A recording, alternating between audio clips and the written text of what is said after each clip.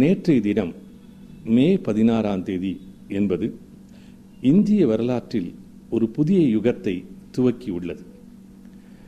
நாம் சுதந்திரம் அடைந்த பிறகு நீண்ட நெடிய காலம் காங்கிரஸ் கட்சி ஆட்சியில் இருந்தது. முதன்முறையாக பிஜேபி என்கின்ற பாரதிய ஜனதா கட்சி அறுதி பெரும்பான்மை பெற்றது.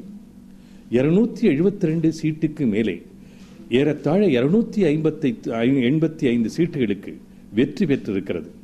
அது மட்டுமல்லாமல் தேசிய ஜனநாயக கூட்டணி என்பது அவர்களும் மிகப்பெரிய அளவிலே வெற்றி பெற்றிருக்கின்றார்கள்.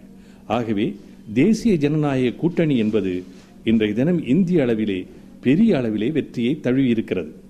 காங்கிரஸ் கட்சி என்பது மிகவும் மோசமாக தோல்வி அடைந்திருக்கிறது. 50 என்கின்ற எண்ணிக்கைக்கும் கீழே போய்விட்டது. ஆகவே இப்படிப்பட்ட சூழ்நிலையில் பிஜேபிக்கு இவ்வளவு பெரும் வெற்றி கிடைத்ததே, அதற்கு என்ன காரணம் என்று நீங்கள் கேட்கலாம்.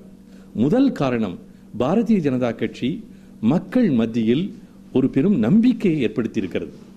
அதே போல Sai per Charcha, run for unity என்று பலவிதமான முறைகளிலே நாடெங்கிலும் பிரச்சாரம் செய்தார்.